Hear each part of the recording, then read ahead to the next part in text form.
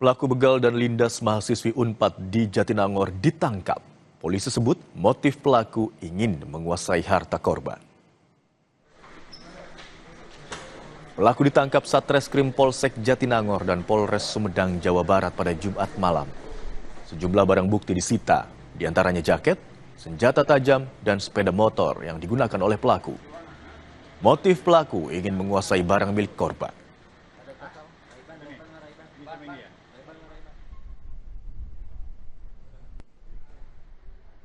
Yang mana tersangka ini berusaha untuk mengambil barang-barang berharga milik mahasiswi tersebut, yang kemudian pada saat kejadian gagal untuk diambil handphonenya.